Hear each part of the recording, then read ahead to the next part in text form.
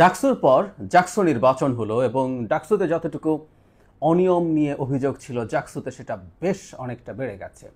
মানে নানা রকম অভিযোগ, এর মধ্যে এমনকি শেষ পর্যন্ত এমন অভিযোগও এসছে যেটার ভিত্তিতে ভোট গণনা ম্যানুয়ালি করা হচ্ছে। কারণ পেপার এবং মেশিন সাপ্লাই দিয়েছেন জামায়াতের কোনো একজন, মানে যেসব কোম্পানি সাপ্লাই সেটা জামায়াতের মালিকানাধীন কিছু। এর বাইরেও বহু বহু রকম অভিযোগ, আমি আর বিস্তারিততে যাচ্ছি না। এবং শেষ পর্যন্ত ছাত্রদল সমর্থিত যে প্যানেল তারা সেই নির্বাচন থেকে সরে গেছেন। মানে এই আলাপটা করা হচ্ছে যে তারা হেরে যাবেন বলে তারা এটা করেছেন।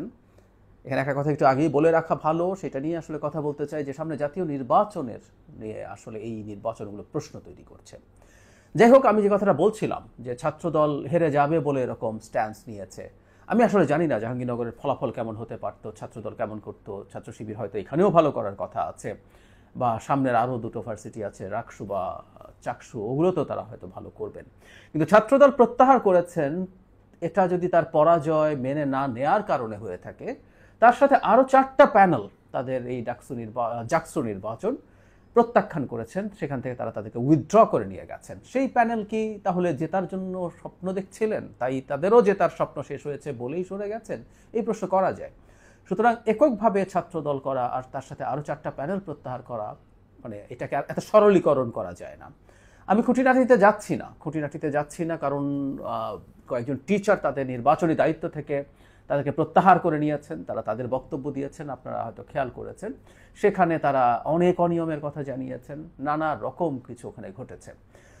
যাই হোক, যে কথাটা বলতে চেয়েছিলাম যে অন্তর্বর্তী সরকারের সময়ে এই নির্বাচনগুলো, এগুলো তো আসলে সেই অর্থে ক্ষমতার সাথে কোনোভাবে সম্পৃক্ত না। মানে অন্তত শর্ট টার্ম বা মিড টার্মে ছাত্র সংসদ নির্বাচনে যারা জিতবেন তাদের দেশে তাদের পলিটিক্যাল ইমেজের সুবিধা হবে, সেটা আরও ভালো হবে, সেটার ভিত্তিতে এটা সেটা তারা পেতে পারেন, করতে পারেন, এরকম কিছু ইস্যু হয়তো আছে। এটা নেই আমি বলছি না, এটাকে আমি উড়িয়েও দিচ্ছি না, কিন্তু শর্ট টার্মে কিছু না। কিন্তু সেই নির্বাচনকে ঘিরেই যে পরিস্থিতি হয়েছে, সেখানে সরকারকে এটা সামাল দিতে পারলো।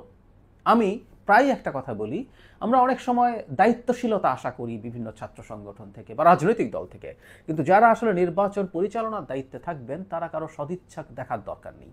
তাদের দেখতে হবে তারা নিয়ম ঠিকঠাক মতো পালন করছেন কিনা এবং সেটা ইমপ্লিমেন্ট করতে পারছেন কিনা। এখন এই ছোট দুটো টেস্ট কেস, এবং প্রথমটা চাইতে পরেরটা আরও খারাপ হলো। আমি জানি না রাজশাহী বা চট্টগ্রামে কি পরিস্থিতি দাঁড়ায়, তাহলে জাতীয় নির্বাচনে কি হতে পারে সেই প্রশ্ন আসবে।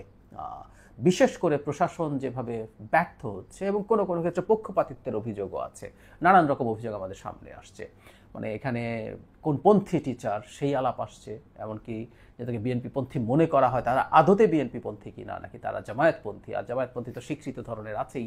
তো ভবিষ্যতেও আসলে আমাদের নির্বাচনী মাঠে সম্ভবত একই ধরনের ঘটনা ঘটার সম্ভাবনা আছে। কারণ যেসব নির্বাচনী কর্মকর্তা দায়িত্ব পালন করবেন তারা কারা, তাদের পলিটিক্যাল আইডেন্টিটি কি, বিশেষ করে যারা তাদের পলিটিক্যাল আইডেন্টিটি গোপন করে রাজনীতি করেন, যাদের একটা প্রকাশ্য রাজনীতি আছে বা একটা গোপন রাজনীতিও আছে, অনেক ক্ষেত্রেই তাদেরকে ঠিক বুঝে ওঠা যাবে না।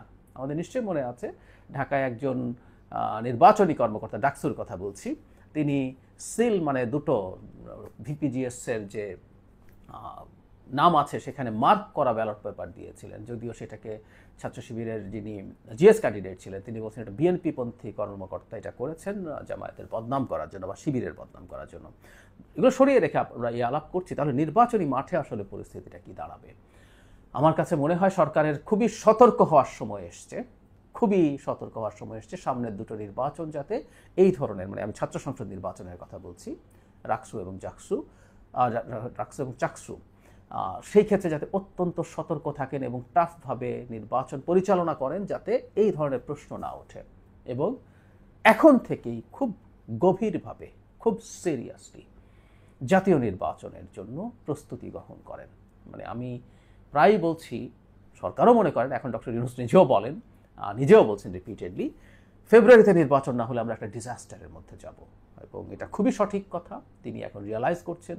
তার প্রেস সচিব প্রায়ই এসে তার বরাতে আমাদেরকে এই বক্তব্য দেন। তিনিও সরাসরি রাজনৈতিক দলগুলোর সাথে যখন কথা বলছেন তখনও একই ধরনের বক্তব্য দিয়েছেন, এবং প্রেস সচিবও এটাকে বারবার আন্ডারস্কোর করেন, বারবার আমাদের সামনে জোর দিয়ে বলে যান খুব জরুরি। সরকারের উচিত হবে এই ব্যাপারে সর্বোচ্চ প্রস্তুতি নেওয়া এবং যতটা সম্ভব সেনাবাহিনীকে ইনভলভ করে, অ্যাক্টিভ করে আগামী নির্বাচনের যে বিরাট একটা হার্ডল ডক্টর ইউনূসের সামনে আছে সেটা পার করার চেষ্টা করা।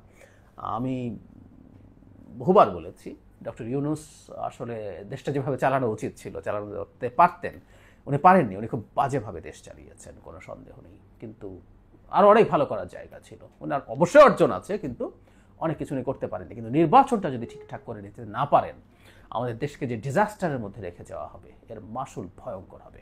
এটা ডক্টর ইউনূসের সারা জীবনের অর্জিত সম্মানকে নষ্ট করবে। আমি আশা করি, বিশ্বাস করি তিনি এ ব্যাপারে সতর্ক।